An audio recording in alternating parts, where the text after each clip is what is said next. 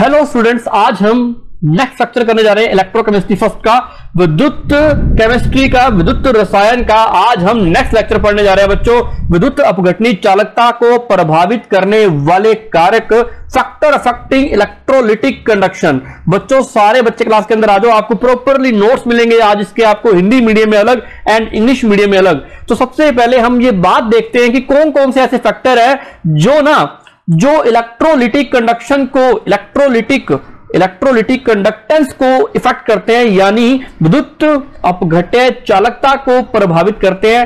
पहली बात तो आपको ये बात समझनी होगी कि विद्युत अपघट्य कौन होता है, या ऐसा कौन सा मटेरियल होता है जो कि ना इलेक्ट्रोलाइट बनने के लिए एलिजिबल है, इलेक्ट्रोलाइट जो बन सकता है बच्चों। ऐसा कौन सा सॉल्यूशन, ऐसा कौन सा लिक्विड, या ऐसा कौन सा द्रव, या ऐसा कौन सा सब्सटेंस पदार्थ जो एलिजिबल है। सबसे पहली बात, विच इज सब्सटेंस जो एलिजिबल होगा, उसके अंदर आयनिक बॉन्ड होना चाहिए, ionic bond must be present, उसके अंदर आयनिक बंध प्रेजेंट होना चाहिए। कोई भी पदार्थ ले लो आप, कोई भी ऐसा पदार्थ जिसके अंदर आयनिक बॉन्ड प्रेजेंट है, जो कंप्लीटली आयंस का इलेक्ट्रॉन का ट्रांसफर करते हैं, जिनके बिटवीन आयनिक बॉन्ड की फॉर्मेशन बच्चों हो सकती है, वही बच्चों वही इलेक्ट्रोलाइट बनाएगा। इलेक्ट्रोलाइट का मतलब ये होता है कि जो सॉल्वेंट के अंदर डिसॉल्व होकर के विद्युत अपघट्य होता है, वो ये जो कि विलायक के अंदर घुल करके क्या बनाता है बच्चों, क्या बनाता है बच्चों, नंबर ऑफ आयंस बनाता है, आयंस की फॉर्मेशन करता है ना। तो इलेक्ट्रोलाइट का मतलब ये होता है जिसके अंदर आयोनिक बॉन्ड मिलता है, और जो कि विघटित होकर के, जो कि डिसोसिएट होकर के, डिसॉल्व होकर के, किसमें, सॉल्वेंट के अंदर डिसॉल्व होकर के क्या बनाता है बच्चों, क्या बनाता है, नंबर ऑफ आयंस बनाता है। और जब उन आयंस की मूवमेंट होगी, जब ये आयंस मूवमेंट करेंगे, पॉजिटिव चार्ज नेगेटिव चार्ज जब ये मूवमेंट करेंगे, इनकी मूवमेंट होगी फ्रीडमली, तो क्या होगा बच्चों, इलेक्ट्रिसिटी जनरेट होगी, यानी विद्युत धारा प्रवाहित होनी शुरू होगी। तो विद्युत धारा दो ही तरीके से प्रवाहित कर सकते हो, इलेक्ट्रिक करंट जो है ना, वो दो ही तरीके, यहाँ पे टू ही मेथड है जिससे आप फ्लो करवा सकते हो, या तो फ्लो ऑफ इलेक्ट्रॉन, या फ्लो ऑफ आयंस, या मूवमेंट ऑफ आयंस, या मूवमेंट ऑफ इलेक्ट्रॉन की गति के द्वारा, आयनों की गति के द्वारा। तो बच्चों मेरी बात समझ में आई कि इलेक्ट्रोलाइट होता ही वो है जिसके अंदर आयनिक बॉन्ड मिलता है, जिसमें नंबर ऑफ आयंस बनते हैं। व्हाट इज आयनिक बॉन्ड, ये मैं पहले समझा चुका हूं बच्चों। चलो फैक्टर करते हैं कि ऐसे कौन कौन से फैक्टर है जो ना इसको प्रभावित करते हैं। मैं एग्जांपल लेता हूं, टेम्परेचर की बात करता हूं। मैंने क्या किया, मैंने टेम्परेचर बढ़ाना शुरू कर दिया। क्या कर दिया, टेम्परेचर बढ़ाना शुरू कर दिया। आपको यह बात पता है कि कोई भी जो आप इलेक्ट्रोलाइट ले रहे हो, कोई भी पदार्थ, कोई भी सब्सटेंस, उसमें क्या होता है, इंटर आयोनिक अट्रैक्शन फोर्सेस पाए जाते हैं। इंटर आयोनिक अट्रैक्शन फोर्सेस या इंटरेक्शन सर्वाइव करते हैं, है ना। अंतरा आणविक परस्पर क्रियाएं पाई जाती हैं जो कि आकर्षण बल के रूप में होती हैं।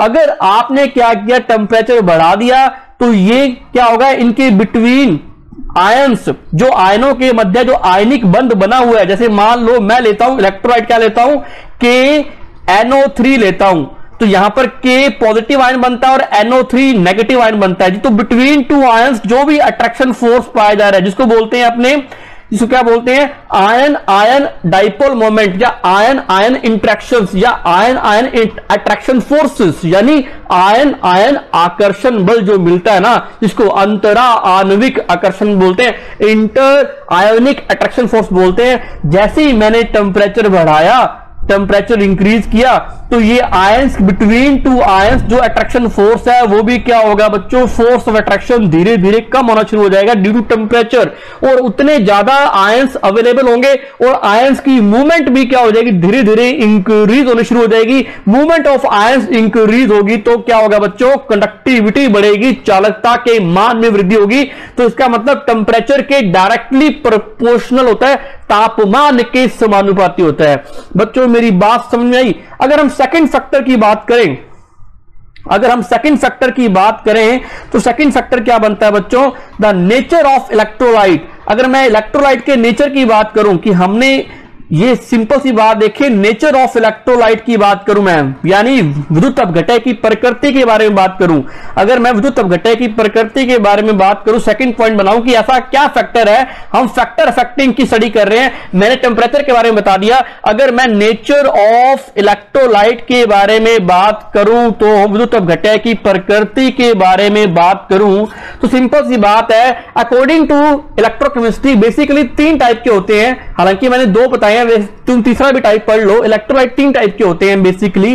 पहला होता है स्ट्रॉन्ग, दूसरा होता है वीक। सर ये आप तो करवा चुके हो। नहीं करवा चुका बच्चों, ये मैंने नहीं करवाया, मैंने आपको डिफरेंसेस करवाए थे। आज मैं फैक्टर अफेक्टिंग करवा रहा हूं बच्चों, है ना, तो प्रभावित करने वाले कारक करवा रहा हूं आपको मैं। एक होता है स्ट्रॉन्ग इलेक्ट्रोलाइट, एक होता है वीक इलेक्ट्रोलाइट, एक थर्ड होता है नॉन इलेक्ट्रोलाइट, जो कि इलेक्ट्रोलाइट होता ही नहीं है, नॉन इलेक्ट्रोलाइट, है ना बच्चों।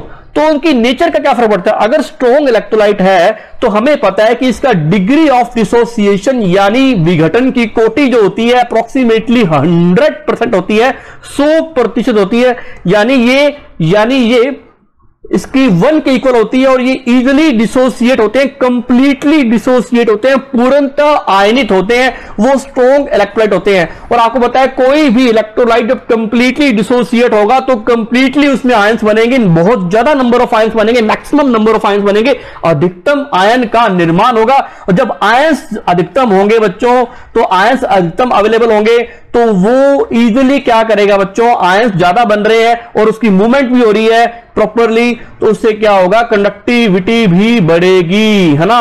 अगर हम बात करें वीक इलेक्ट्रोलाइट की, तो वीक इलेक्ट्रोलाइट तो वैसे ही डिसोसिएट होते ही नहीं, जिनका degree of dissociation less than 1 होता है बच्चों, जो 1 से कम होती है, तो ये तो इजिली डिसोसिएट होते ही नहीं है, नंबर ऑफ आयंस बनते ही नहीं है, मूवमेंट ऑफ आयंस होता ही नहीं है। तो इसका मतलब यहां कंडक्टेंस कम होती है वीक इलेक्ट्रोलाइट के केस में। बच्चों यहां पर तुम ध्यान रखना, ये जो कंप्लीटली डिसोसिएट हो रहे हैं ना, इसका मतलब ये है कि उनकी मूवमेंट भी प्रॉपरली हो रही है। आप यहां पर कंसंट्रेशन से इसका मतलब मत निकालना, पहले कह रहा हूं नेचर ऑफ इलेक्ट्रोलाइट बात अलग है और यहां पर कंसंट्रेशन की बात अलग है। मैं यहां पर कंसंट्रेशन या सांद्रता की बात नहीं कर रहा बच्चों। अब आती है नॉन इलेक्ट्रोलाइट। नॉन इलेक्ट्रोलाइट वो होते हैं जिसका बिल्कुल भी अपघटन नहीं होता, बिल्कुल भी डिसोसिएट नहीं होते, कुछ भी नहीं होता है इनका, ये एक्चुअल में इलेक्ट्रोलाइट होता ही नहीं है, जो इलेक्ट्रोलाइट की कैटेगरी में आता ही नहीं है, जो विद्युत अपघटय की श्रेणी में आता ही नहीं है बच्चों। मेरी बात समझ में आई? ऐसे एग्जांपल सर बताओ, ऐसा एग्जांपल है आपका शुगर इलेक्ट्रोलाइट नहीं है क्योंकि इसमें आयनिक बॉन्ड नहीं मिलता।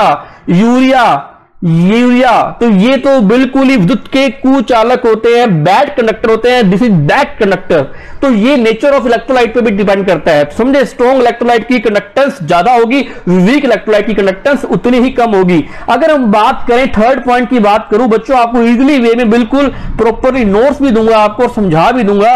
अगर मैं थर्ड पॉइंट की बात करूं, अगर मैं थर्ड पॉइंट बनाऊं तो कंसंट्रेशन का बनता है, कंसंट्रेशन ऑफ सॉल्यूशन या आयंस बोल दो, कंसंट्रेशन ऑफ सॉल्यूशन। मैं बच्चों सिंपल सी बात करता हूं, एक सॉल्यूशन ऐसा लेता हूं जो कि डेंस है यानी गाढ़ा है, एक सॉल्यूशन ऐसा लेता हूं कि जिसकी डेंसिटी बहुत कम है, जो गाढ़ा नहीं है, जो कि डाइल्यूट है। एक डाइल्यूट सॉल्यूशन ले रहा हूं मैं यहां पर स्ट्रॉन्ग और वीक इलेक्ट्रोलाइट की बात नहीं कर रहा, मैं सिंपल मैंने कोई भी इलेक्ट्रोलाइट लिया, एक तो सॉल्यूशन लिया डेंस, एक लिया डाइल्यूट लिया। डाइल्यूट का मतलब जिसमें सॉल्वेंट की अमाउंट ज्यादा होती है, सोल्यूट की अमाउंट कम होती है, विलायक की मात्रा ज्यादा होती है, विलय की मात्रा कम होती है, वो लिया डाइल्यूट बोलते हैं, उसको बोलते हैं तनु विलयन यानी डाइल्यूट सॉल्यूशन। और डेंस का मतलब होता है जिसमें ना सोल्यूट की अमाउंट बराबर होती है, अप्रोक्सीमेटली बराबर होती है, इक्वल होती है सॉल्वेंट के, बहुत ज्यादा डेंस होता है सॉल्यूशन।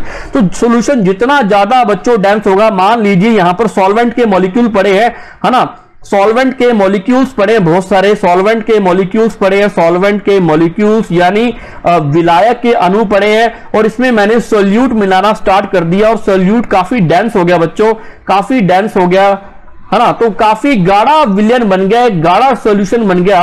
और उसके कारण क्या हुआ कि मान लीजिए कि इसमें अगर डिसोसिएशन हुआ और नंबर ऑफ आयंस बनने शुरू हो भी गए, तो सॉल्यूशन बच्चों बहुत गाढ़ा है, सॉल्यूशन बहुत गाढ़ा है, तो नंबर ऑफ आयंस बनने शुरू हो भी गए तो उनकी मूवमेंट नहीं हो पाएगी बच्चों प्रॉपरली, उनकी गति नहीं हो पाएगी। जब उनका मूवमेंट ऑफ आयंस फ्रीडमली नहीं होगा, उनका मूवमेंट ऑफ आयंस फ्रीडमली नहीं होगा, उनकी आयनों की गति उनकी आयनों की गति सरल तरीके से नहीं होगी, उनकी आयनों की गति हो ही नहीं पाएगी क्योंकि सॉल्यूशन डेंस है, गाढ़ा है। तो इसका मतलब जितनी ज्यादा कंसंट्रेशन होगी, यहां पर कंसंट्रेशन ऑफ सोल्यूट मैक्सिमम होगी, सॉल्यूशन की कंसंट्रेशन काफी बढ़ चुकी है। इसके कारण क्या होता है कि डेंस सॉल्यूशन होने के कारण मूवमेंट ऑफ आयंस होता नहीं है, मूवमेंट ऑफ आयंस में कमी आती है, जिसके कारण क्या होता है, कंडक्टिविटी में भी कमी आती है। इसका मतलब कंसंट्रेशन जो है ना वो इनवर्सली प्रोपोर्शनल होती है कंडक्टेंस के, कंसंट्रेशन ऑफ सॉल्यूशन। जितनी ज्यादा कंसंट्रेशन होगी उतने मूवमेंट ऑफ आयंस इजीली नहीं होगा, आयनों की गतिशीलता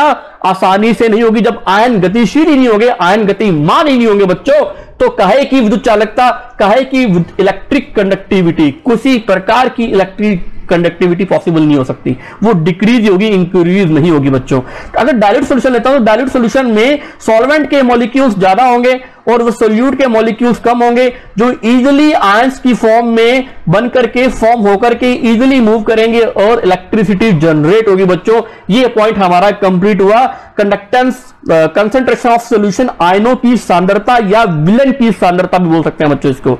अगर हम बात करें बच्चों, आगे हम बात करने जा रहे हैं, सारे बच्चे ये बताओ कमेंट सेक्शन के अंदर कि आपको प्रॉपरली ये बात समझ में आई, जल्दी बोलो। अगर मैं फोर्थ पॉइंट की बात करूं, मैं बात करने जा रहा हूं साइज ऑफ आयन की, मैं बात करने जा रहा हूं साइज ऑफ आयन की, आयन के आकार की बात करने जा रहा हूं। तो आयन के आकार की बात करूं तो साइज ऑफ आयन की जो होता है ना, कंडक्टेंस जो होती है बच्चों, वो इनवर्सली प्रोपोर्शनल होती है साइज ऑफ आयंस के, आयनों के आकार के क्या होती है, व्युत्क्रम कर्मानुपाती होती है। क्या?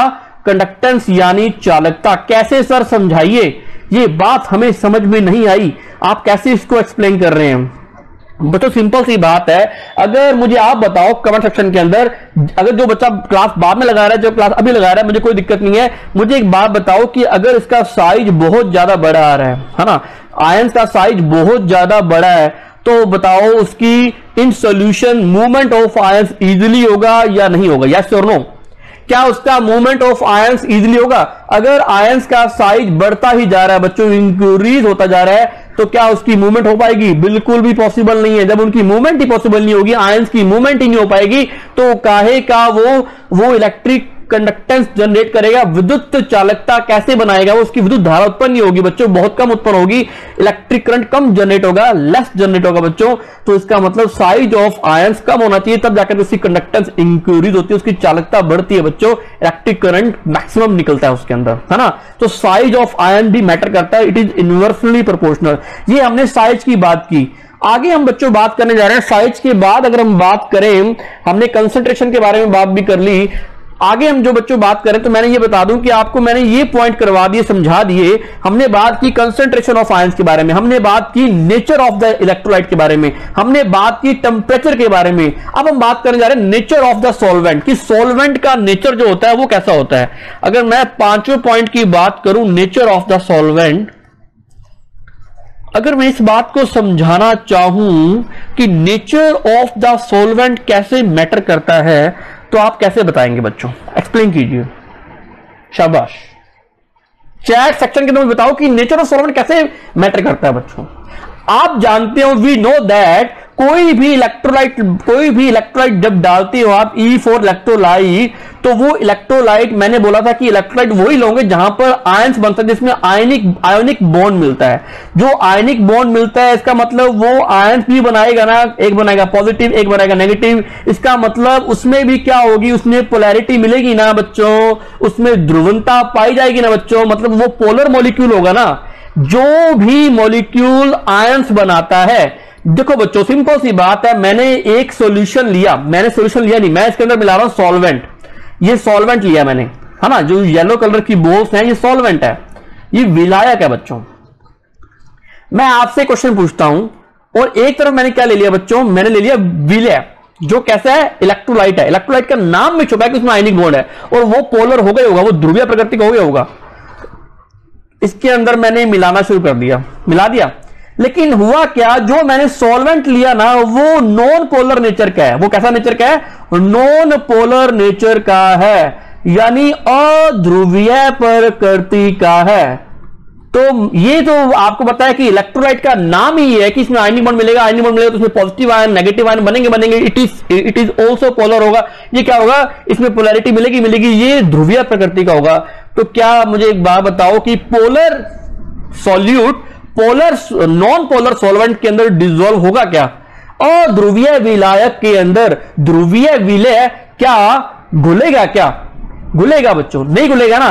तो नेचर ऑफ सॉल्वेंट भी मैटर करता है बच्चों। तो सॉल्वेंट, मैंने एक बात बताई थी आपको कि लाइक डिसॉल्व लाइक, समान समान को घोलता है, लाइक डिसॉल्व लाइक यानी समान समान का घोलता है। इसका मतलब आपको यहां पर पोलर लेना पड़ेगा, पोलर यानी ध्रुवीय प्रकृति का आपको यहां पर विलायक लेना पड़ेगा। अगर ध्रुवीय प्रकृति का विलायक लोगे तभी वो उसको डिसॉल्व करेगा तभी उसके डिसोसिएशन होगा, डिग्री ऑफ डिसोसिएशन इंक्रीज होगा, उसके नंबर ऑफ आयंस बनेंगे तभी तो उसका फ्लो ऑफ आयंस होगा, मूवमेंट ऑफ आयंस होगा, तभी उसकी कंडक्टेंस बच्चों इंक्रीज होगी, उसकी चालकता में मान में वृद्धि आएगी और इलेक्ट्रिसिटी जनरेट करेंगे। बच्चों मेरी बात समझ में आई कि नेचर ऑफ सॉल्वेंट कैसे मैटर करता है बच्चों? तो ये हमने सिर्फ पॉइंट कर लिया कंप्लीट। इसके आपको अभी प्रॉपरली मैं नोट्स भी समझाने वाला हूं बच्चों, वो नोट्स आपको सिर्फ समझना है अभी। अब आगे बच्चों मैटर आता है, 6 पॉइंट जो आता है ना, वो आती है बात विस्कोसिटी ऑफ सॉल्यूशन। सिंपल सी बात कर रहे हैं। एक्चुअल में क्या होता है कि आपको बताया कि कोई भी आप सॉल्वेंट ले लो, कोई भी आप सॉल्वेंट ले रहे हो, अगर सॉल्वेंट ले रहे हो तो उसके मॉलिक्यूल्स बिटवीन क्या मिल रहा है आपको? एक इंट्रैक्शन मिलता है। अगर आपको अंतरा आणविक आकर्षण बल पाए जाते हैं बिटवीन सॉल्वेंट मॉलिक्यूल, तब उसको बोलते हैं सॉल्वेंट अट्रैक्शन फोर्स, यानी विलायक आकर्षण बल बोलते हैं। अगर विलायक आकर्षण बल ज्यादा होगा, मैक्सिमम होगा, तो उसकी क्या होगी? उसकी विस्कोसिटी भी इंक्रीज हो जाएगी, V4 विस्कोसिटी उसकी इंक्रीज होगी। अगर उसकी विस्कोसिटी इंक्रीज हो गई तो बच्चों वो आयंस जो आपने उसके अंदर इलेक्ट्रोलाइट मिलाया है ना, जो आपने उसके अंदर इलेक्ट्रोलाइट मिलाया है वो आसानी से डिसॉल्व नहीं होगा, क्योंकि viscous force between solvent molecules maximum लग रहा है बच्चों। तो इसको बोलते हैं सॉल्वेंट क्या? विस्कस फोर्स यानी विस्कासिता बल बोलते हैं, जो कि मैक्सिमम पाए जाने पर, अधिकतम होने पर, विस्कोसिटी अधिकतम होने पर बिटवीन सॉल्वेंट मॉलिक्यूल्स, उससे क्या होगा? नंबर ऑफ आयंस जो है, जो कि इलेक्ट्रोलाइट है, वो डिसॉल्व नहीं होगा, इजीली डिसॉल्व नहीं होगा। तो उसका क्या नहीं होगा बच्चों? इजीली डिसॉल्व नहीं होगा। तो बच्चों उससे क्या होगा कि वो आसानी से मूवमेंट नहीं कर पाएंगे। It is type of solvent interaction force. यह विलायक आकर्षण बल का प्रकार है। विस्कोसिटी का जो एग्जांपल बढ़ रहे हैं, तो सॉल्वेंट के मॉलिक्यूल्स में अट्रैक्शन फोर्स ज्यादा होगा तो वो मॉलिक्यूल डिसॉल्व नहीं हो पाएगा। जब तक ये फोर्स ऑफ अट्रैक्शन टूटेगा नहीं, तब तक ये मॉलिक्यूल जो आपने डाला है, इलेक्ट्रोलाइट डाला है, वो डिसॉल्व नहीं होगा बच्चों। जिससे क्या होगा? जो इलेक्ट्रोलाइट अगर डिसॉल्व नहीं होगा तो नंबर ऑफ आयंस नहीं बनेंगे, तो उसकी इलेक्ट्रिक कंडक्टेंस में कमी आएगी। इसका मतलब विस्कोसिटी जो होती है वो इनवर्सली प्रोपोर्शनल होती है किसके? कंडक्टेंस की। यहां जो हम विस्कोसिटी की बात कर रहे हैं, यहां पर हम जो श्यानता की बात कर रहे हैं बच्चों, एक्चुअल में मुझे एक बात बताओ, एक तरफ तो मैंने ले लिया हनी है ना, जो कि काफी डेंस होता है, और हनी के अंदर मैं डाल रहा हूं इलेक्ट्रोलाइट। एक तरफ मैंने क्या ले लिया? वाटर ले लिया। तो मुझे खुद बताओ कि कहां पर इजीली डिसॉल्व होगा इलेक्ट्रोलाइट? तो आप साफ बता सकते हो कि सर वाटर के अंदर इजीली डिसॉल्व होगा इलेक्ट्रोलाइट। विद्युत अपघट्य पानी के अंदर आसानी से घुलेगा, हनी के अंदर नहीं घुलेगा। तो हनी की विस्कोसिटी श्यानता ज्यादा है पानी की तुलना में। यहां हम जो श्यानता की बात कर रहे हैं वो सॉल्वेंट मॉलिक्यूल्स के बिटवीन बात कर रहे हैं, सॉल्वेंट अट्रैक्शन फोर्स की बात कर रहे हैं, उसी को बोलते हैं विस्कोसिटी बोलते हैं बच्चों। ये बात समझ नहीं बच्चों। आगे हम 7 पॉइंट कर रहे हैं, फैक्टर अफेक्टिंग। ये हम फैक्टर अफेक्टिंग पॉइंट है बच्चों। अगर हम 7 फैक्टर की स्टडी करें तो ऐसा कौन सा फैक्टर है जो इसको अफेक्ट करता है? उसको बोलते हैं इंटर आयोनिक अट्रैक्शन फोर्स। इसको बोलते हैं अंतरा आयनिक आकर्षण बल यानी अट्रैक्शंस। ये किसमें मिलते हैं बच्चों? इसको ना आप एक सेकंड नेम भी बोल सकते हैं, इसको और लगा के लिख लो, इसको सल्यूट। बच्चों जाना मत, मैंने सारे नोट्स तैयार कर रखे हैं, अभी आपको सारे नोट्स इलेबोरेट करने वाला हूं। फटाफट आना, सारे नोट्स मैंने इलेबोरेट कर रखे हैं, पहले आपको समझा दूं 7 के 7 पॉइंट, फटाफट फिर चलते हैं आगे बच्चों। ओके, प्रॉपरली आपको नोट्स मिलेंगे वीडियो के लास्ट लेक्चर के अंदर। सोल्यूट अट्रैक्शन फोर्स भी कहते हैं। सोल्यूट मतलब जो आपने इलेक्ट्रोलाइट मिलाया है ना बच्चों, ये मान लो ये बड़े बड़े जो मॉलिक्यूल्स हैं व्हाइट कलर के, ये तो है किसके, सॉल्वेंट के, विलायक के। इसके अंदर आपने येलो कलर वाले सोल्यूट के मॉलिक्यूल मिला दिए। अगर मान लो सोल्यूट के बिटवीन मॉलिक्यूल्स ज्यादा, जो सोल्यूट लिया है वो आयनिक बॉन्ड वाला होगा, आयनिक बन पाया जाएगा। अगर उसमें आयंस बिटवीन ज्यादा फोर्स ऑफ अट्रैक्शन मिल रहा है आपको, मैक्सिमम फोर्स ऑफ अट्रैक्शन मिल रहा है, तो इसका मतलब inter ionic force of attraction maximum है। अगर inter ionic force of attraction maximum है तो आयंस इजिली फ्रीडमली वहां से डिसोसिएट नहीं हो पाएंगे, विघटित नहीं हो पाएंगे, आयंस अवेलेबल नहीं होंगे, तो काहे की मूवमेंट होगी नहीं, मूवमेंट ऑफ आयंस नहीं होगा तो कंडक्टेंस में भी कमी आएगी। तो यही इंटर आयोनिक अट्रैक्शन फोर्स है बच्चों, जिसको सोल्यूट यानी विलय आकर्षण बल के नाम से भी जाना जाता है बच्चों, है ना। अगर मैं 8 पॉइंट की बात करूं तो 8 पॉइंट जो आपका आने जा रहा है वो है आपका, एक तो आपका होगा इंटर आयोनिक, है ना। अगर हम बात करें तो 8 पॉइंट जो आपका आने वाला है उसकी अगर आप बात करें तो ये रहा बच्चों, आपको स्क्रीन पे आ रहा है। 8 पॉइंट जो मैं बात करने जा रहा हूं वो सोल्वेशन ऑफ आयंस है। सोल्वेशन ऑफ आयंस का मतलब क्या होता है, आयनों का विलायक योजन, ये बच्चों होता है। इसको ना सोल्वेशन ऑफ 8 पॉइंट जो आपका ना, इसको सोल्वेशन भी कहते हैं, सोल्वेशन ऑफ सोल्यूशन बोल दो, आयंस बोल दो।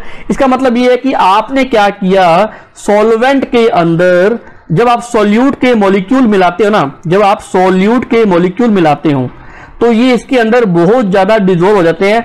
डिजोल्व होकर के ये सॉल्वेंट और सोल्यूट के मॉलिक्यूल्स में अगर अट्रैक्शन फोर्स मैक्सिमम हो जाए, अगर अट्रैक्शन फोर्स मैक्सिमम हो जाए, जिसको बोलते हैं सॉल्वेंट सोल्यूट इंट्रैक्शन, अगर मैक्सिमम हो जाए तब भी नंबर ऑफ आयंस फ्रीडमली मूव नहीं कर पाएंगे। मेरी बात समझ रहे हो। सोल्वेशन या विलायक योजन को अपने विलायक विलय परस्पर क्रिया भी कहते हैं। It is also known as solvent solute interactions. अगर ये मैक्सिमम है क्या, सॉल्वेंट सोल्यूट इंट्रैक्शंस, पहले हमने क्या पढ़ा, सोल्यूट सॉल्वेंट, अब पढ़ रहे हैं सॉल्वेंट सोल्यूट इंट्रैक्शन फोर्स। मतलब any types of attraction force, any types of interaction forces की वैल्यू इंक्रीज हो रही है बच्चों, तो मूवमेंट ऑफ आयंस में दिक्कत आएगी बच्चों, मूवमेंट ऑफ आयंस में डिक्रीमेंट आएगा, यानी आयनों की गतिशीलता में कमी आएगी। और जब आयनों की गतिशीलता में कमी आएगी ना तो क्या होगा, तो उसकी कंडक्टेंस भी कम हो जाएगी। ये भी कंडक्टेंस के इनवर्सली प्रोपोर्शनल होता है, वित्त कर्मानुपाती होता है। बच्चों 8 के 8 पॉइंट आपको समझ में आए, बिल्कुल इजी वे में मैंने समझाए, फटाफट समझाए बच्चों। तो आपके जो आपके पॉइंट बनते हैं, पहला पॉइंट क्या बनता है, कंसंट्रेशन ऑफ आयंस, आयनों की सांद्रता, फैक्टर अफेक्टिंग इलेक्ट्रोलिटिक कंडक्टेंस, विद्युत अपघटनी चालकता को प्रभावित करने वाले कारकों। मैंने 8 पॉइंट बनाए, आपको किसी भी बुक में ये लगातार 8 पॉइंट नहीं मिलेंगे।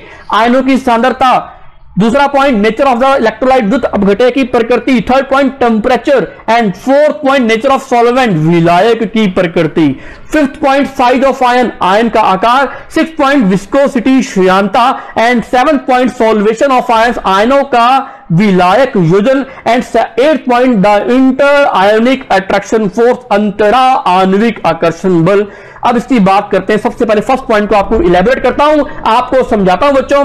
कंसंट्रेशन ऑफ आयंस या सॉल्यूशन, आयनों या विलय की सांद्रता इनवर्सली प्रोपोर्शनल होती है किसके, कंसंट्रेशन ऑफ आयंस के, यानी जितनी ज्यादा कंसंट्रेशन ऑफ आयंस होगा उसकी कंडक्टेंस उतनी कम होगी। क्यों ऐसा, मैं ये समझा चुका हूं पीछे, तो इसकी थ्योरी पढ़ते हैं। This is most important factor as conductance is merely is transference of ions which leads to production of electricity. मतलब ये क्या करता है कि ये मोस्ट इंपोर्टेंट फैक्टर है जो कि ना आयंस की ट्रांसफरेंस, आयंस की जो गतिशीलता होती है उसको प्रभावित करता है, उसको अफेक्ट करता है। On increasing the concentration of the electrolyte, conductance decreases in the case of both weak as well as strong electrolyte, कि दोनों के दोनों केस में ये वीक और स्ट्रॉन्ग इलेक्ट्रोलाइट दोनों केस में ये कंडक्टेंस को डिक्रीज करता है। यह सबसे महत्वपूर्ण कारक है, प्रभावित करने वाला सबसे महत्वपूर्ण कारक है, क्योंकि चालकता आयनों का एक स्थानांतरण है धीरे, जो कि धीरे धीरे होता है, एंड जिसके कारण विद्युत धारा उत्पन्न होती है बच्चों, है ना। विद्युत अपघटय की सांद्रता बढ़ाने पर दोनों दुर्बल एवं प्रबल विद्युत अपघटय की चालकता में कमी आती है। सांद्रता बढ़ाने पर। कारण सुन लो, मैंने इसका आपको कारण भी लिख के दिया है और रीजन भी लिख के दिया है। इन the case of strong electrolyte, प्रबल विद्युत अपघटन की स्थिति में, on increasing the concentration of strong electrolyte the inter ionic attraction forces increases.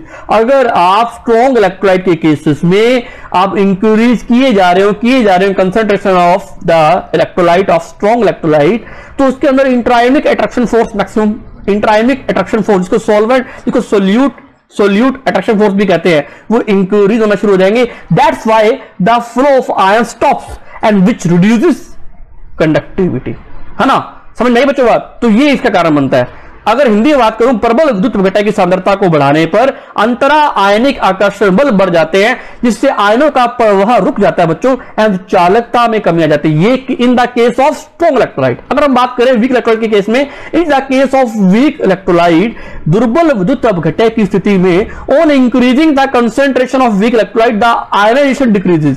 जैसे जैसे आप वीक इलेक्ट्रोलाइट की कंसेंट्रेशन को बढ़ा रहे हैं, तो पहले उसमें कमी ये है कि वो डिसोसिएशन पहले नहीं करते, तो ऊपर से और आयन बढ़ाए जा रहे हो। उनकी नेचर है कि हमने डिसोसिएट नहीं होना, हमने कंप्लीटली डिसोसिएट नहीं होना, ये उनकी नेचर है। और ऊपर से आप और मिलाए जा रहे हो, उनको जगह बेचारों को आगे नहीं मिल रही मूवमेंट ऑफ आयंस करने की, तो उनकी कंडक्टेंस में डिक्रीमेंट आता है। दुर्बल विद्युत अपघटन की सांद्रता बढ़ाने पर आयनीकरण के मान में कमी आती है बच्चों, है ना। चले आगे second point, the nature of the electrolyte, विद्युत अपघटन की प्रकृति।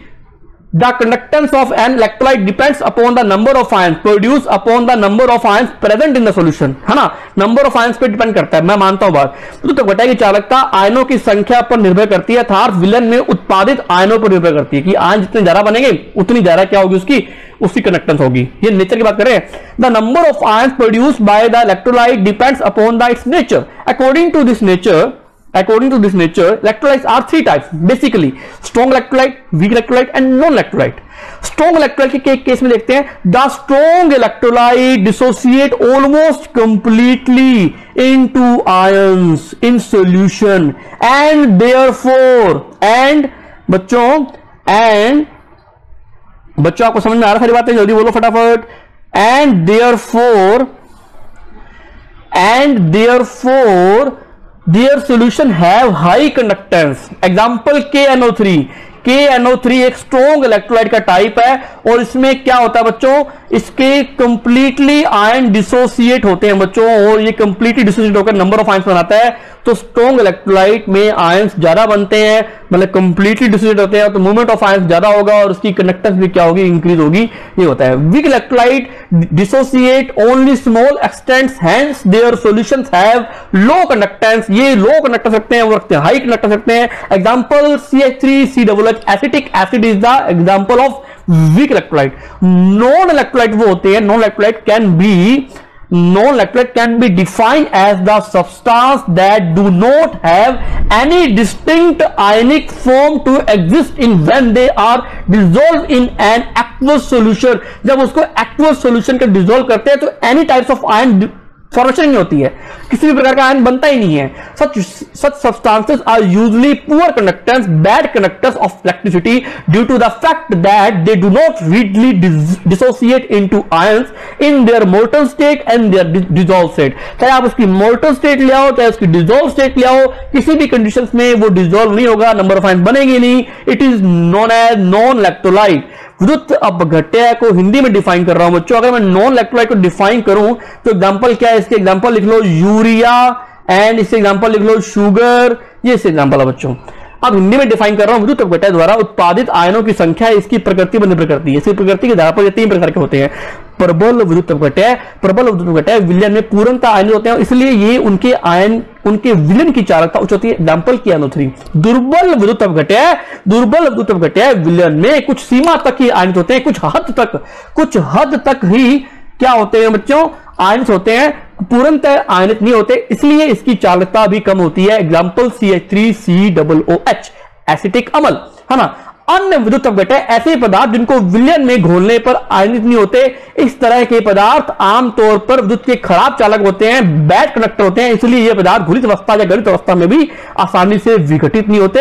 Example urea, sugar and benzene.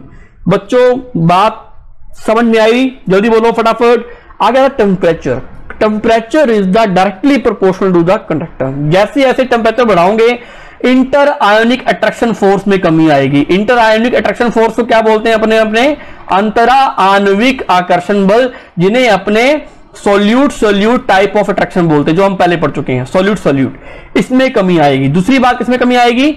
दूसरा फोर्स कौन सा होता है बच्चों? Solvent attraction force, solvent attraction force. तीसरा कौन सा है? सोल्वेंट, जिसको सोल्वेशन बोलते हैं, जिसको विलायक योजन बोलते हैं, विलायक आकर्षण बल। इन तीनों में कमी आएगी तो ऑटोमेटिकली नंबर ऑफ आयंस ज्यादा बनेंगे, नंबर ऑफ आयंस मैक्सिमम बनेंगे तो उसकी मूवमेंट ज्यादा होगी, तो कंडक्टेंस भी ज्यादा होगी बच्चों। सिंपल सी बात है ना। अगर इसकी थ्योरी पढ़े, the conductivity of an electrolyte depends upon the temperature. With increase temperature the conductivity of an electrolyte increase due to increase in dissociation. उसका डिसोसिएशन बढ़ जाता है बच्चों। विद्युत अपघट्य की चालकता तापमान पर भी निर्भर करती है। तापमान बढ़ाने पर विद्युत अपघट्यों के अपघटन की दर बढ़ जाती है, जिससे विलयन में आयनों की संख्या बढ़ जाती है। नेचर ऑफ सॉल्वेंट, विलायक की प्रकृति। In the case of where the nature of solvent has greater polarity then there is the presence of higher conductance. अगर हम बात करें नेचर ऑफ सॉल्वेंट, अगर वो बहुत ज्यादा पोलैरिटी है, उसको बहुत ज्यादा पोलर है, तो आपको पता है कि इलेक्ट्रोलाइट भी तो पोलर होता है, तभी तो उसमें आयनिक बॉन्ड होता है। लाइट डिसॉल्व लाइक, सिंपल समान को बोलता है, तो पोलर के अंदर पोलर ही डिसॉल्व होगा, प्रॉपरली डिसोसिएशन होगा। इसलिए नेचर ऑफ इलेक्ट्रोलाइट भी मैटर करता है बच्चों। विलायक की प्रकृति भी मैटर करती है। ऐसी स्थिति में जहां विलायक की प्रकृति तुलनात्मक रूप से अधिक ध्रुवीय है ना, वहां विद्युत अपघट्य की चालकता अधिकतम होगी, क्योंकि वो पूर्णतः घुलनशील होगा बच्चों। किसके अंदर? पोलर सॉल्वेंट के अंदर, ध्रुवीय विलायक के अंदर। बात करते हैं साइज के बारे में, बात करते हैं आयन के आकार के बारे में। चालकता भी बच्चों क्या होती है? इनवर्सली प्रोपोर्शनल होती है, क्योंकि जितना ज्यादा साइज का आयन होगा उसकी कंडक्टेंस भी उतनी कम होगी, क्योंकि साइज बड़ा होने के कारण वो हैवी हो जाएगा और इजीली मूवमेंट नहीं कर पाएगा, प्रॉपर स्पेस नहीं मिलेगा उसको मूवमेंट करने के लिए, उसको गति करने के लिए बच्चों। मेरी बात समझ आई? तो यहां पर आकार भी डिपेंड करता है। There is an inversely relationship between observed which means the larger the size of ion the lesser the conductance. Point to point बात क्लियर कर रहे हैं बच्चों अपने। विद्युत अपघट्य की चालकता आयनों के आकार के व्युत्क्रमानुपाती होती है। जैसे जैसे आयनों का आकार बढ़ता जाता है वैसे वैसे चालकता भी घटती जाती है, क्योंकि आयनों की गतिशीलता में कमी आती है आकार में अधिकता होने के कारण, आकार बढ़ने के कारण, है ना, due to increase of size of ion, है ना। विस्कोसिटी, श्यानता, ये भी क्या होती है? इनवर्सली प्रोपोर्शनल होती है बच्चों, व्युत्क्रमानुपाती होती है श्यानता के कंडक्टेंस यानी चालकता विस्कोसिटी के इनवर्सली प्रोपोर्शनल होती है। When larger the solvent interaction, ये एक प्रकार का सॉल्वेंट इंटरेक्शन है। मैंने आपको बताया भी था लेक्चर के स्टार्टिंग में कि यह टाइप ऑफ सॉल्वेंट इंटरेक्शन, विलायक परस्पर क्रियाएं, यानी विलायक के अणुओं के साथ ही आकर्षण बल जब लगता है ना, तब विस्कोसिटी जनरेट होती है। जितना ज्यादा होगा उतनी ज्यादा विस्कोसिटी होगी, श्यानता होगी। When larger the solvent interaction between the solvent molecules, larger will be with the viscosity and more will be hindrance to movement of ions, hence lower will be the electrical conductivity. मेरी बात समझ आई बच्चों? उतनी ज्यादा अगर viscosity ज्यादा होगी, अगर सॉल्वेंट मॉलिक्यूल्स इंटरेक्शन मैक्सिमम होगा बिटवीन सॉल्वेंट मॉलिक्यूल्स, तो लार्जर उसकी क्या होगी? विस्कोसिटी होगी। अगर उसकी विस्कोसिटी लार्जर होगी तो हिंड्रेंस आएगी उसकी मूवमेंट ऑफ आयंस में, वो फ्रीडमली मूव नहीं कर पाएंगे।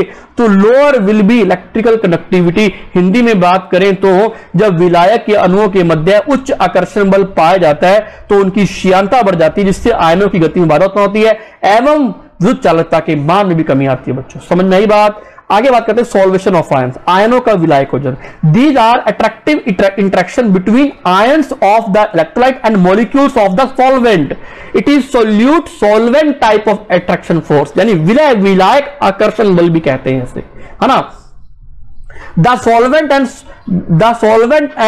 Solvent and are known as solute solvent interactions. Larger the solute solvent interaction, larger will be solvation. उतने तरीके से वो solvation होंगे, maximum solvation होंगे, and lesser will be the movement of ions. And hence lower will be the electrical conductivity. मैं पहले समझा चुका हूं बात आपको।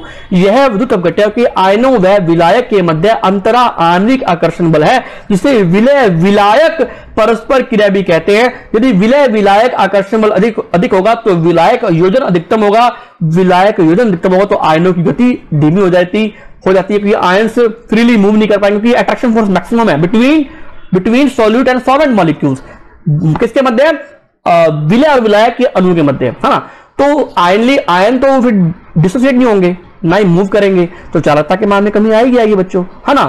तो अब 8वां फैक्टर, हमारा लास्ट फैक्टर, हमारा अंतिम कारक करने जा रहे हैं। लेक्चर खत्म हो जाएगा आपका, फिर कल अपने नया टॉपिक पढ़ेंगे। कल आपको लेक्चर पक्का मिलेगा बच्चों। आपको मेरी कोशिश है कि फटाफट ये आपको यूनिट करवाएं कंप्लीट। कम से कम अपने 4 यूनिट तो अपने प्रॉपरली पूरी करेंगे, उसके बाद अपने इंपॉर्टेंट क्वेश्चन करेंगे 5 यूनिट के, फिर ओवरऑल मैं तुम्हें करवा दूंगा बच्चों, चिंता मत करना। पेपर आपका बहुत लेट है, पेपर अभी आपकी मई तक कोई संभावना ही नहीं है डेट आने की। जून में भी बहुत कम पॉसिबिलिटी है, तो जुलाई मान लो, जून के लास्ट में मान लो। मैं बात कर रहा हूं नॉर्मल बीएससी की, बीएससी बीएड तो और भी लेट है बच्चों, है ना। तो inter ionic attraction force, these are attractive interactions between the ions formed by the electrolytes in solution and known as solute interaction. Inter ionic यानी बिटवीन टू आयंस, मतलब आयंस किसमें बनते हैं? इलेक्ट्रोलाइट में बनते हैं, विद्युत अपघट्य में बनते हैं। और विद्युत अपघट्य होता क्या चीज है? आपका सोल्यूट तो है, विलय तो है। जो आप लेते हो ना सोल्यूट, जिसको बोलते हो इलेक्ट्रोलाइट, जिसको बोलते हो विद्युत अपघट्य, उसके मॉलिक्यूल्स के मध्य, उसके अणुओं के मध्य जो जब अट्रैक्शन फोर्स पाया जाता है, उनके आयनों के मध्य उनसे आयंस बनते हैं, तो उनके आयंस के मध्य between ions it is known as inter ionic attraction force. It is known as also known as solute interactions, है ना। और larger the interionic attractions lesser is freedom of molecules of ions and smaller will be electrical connectivity. जब ions के between attraction force maximum मिल रहा है ना बच्चों, तो वो इजीली मूव नहीं कर पाएंगे, उनका डिसोसिएशन नहीं होगा, तो वो मूव नहीं करेंगे तो इलेक्ट्रिसिटी जनरेट नहीं होगी बच्चों। बिल्कुल सिंपल सी बात है।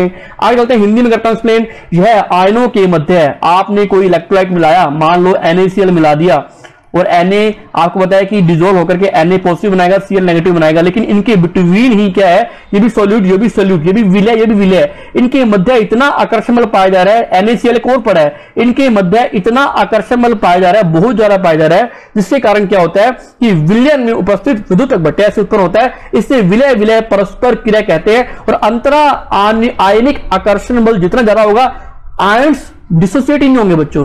जब आयन डिसोसिएट ही नहीं होंगे, ये होता कब है? ये अंतरा आयनिक आकर्षण बल अधिक कब होगा? Inter ionic attraction force maximum कब होगा? जब आप सॉल्वेंट के अंदर, जब आप विलायक के अंदर सोल्यूट मिलाते ही जा रहे हैं, यहां देखो गुचमुच होगी, पूरे की पूरे अंदर सोल्यूट ही भर दिया, बहुत ज्यादा सोल्यूट भर दिया, तो आयन सारे पास आ गए। तो आपको बताया कि Na पॉजिटिव दूसरे वाले मॉलिक्यूल्स के, दूसरे वाले अणु के Cl को अपनी तरफ आकर्षित करेगा ना। इस वाले Na, ये वाला Cl, दूसरे वाले Cl, इसका Cl इसके Na को, इसके वाला Na इसके Cl को अट्रैक्ट करेगा ना। इसको बोलते हैं इंटर आयोनिक अट्रैक्शन फोर्स, इसको बोलते हैं अंतरा आयनिक आकर्षण बल। जितना ज्यादा होगा ये आयंस क्या होंगे? डिसोसिएट नहीं होंगे, विघटित नहीं होंगे, आजादी से घूम नहीं पाएंगे, फ्रीडमली मूव नहीं कर पाएंगे। जब मूव नहीं करेंगे तो काहे की कंडक्टेंस, काहे की चालकता बच्चों, है ना। तो जितना अधिक होगा आयनों की गति उतनी ही कम होगी, एवं विद्युत चालकता के मान में कमी आती है। ये हमने फैक्टर इफेक्टिंग कंप्लीट कर लिया बच्चों। आज का लेक्चर हुआ कंप्लीट। किसी को कोई दिक्कत आए मुझे व्हाट्सएप पे बताओ, मुझे कमेंट सेक्शन के अंदर बताओ। ओके बच्चों, आज का लेक्चर आपका कंप्लीट हुआ। बाय बच्चों, थैंक यू, मिलते हैं फिर अपने। ओके बच्चों, थैंक यू।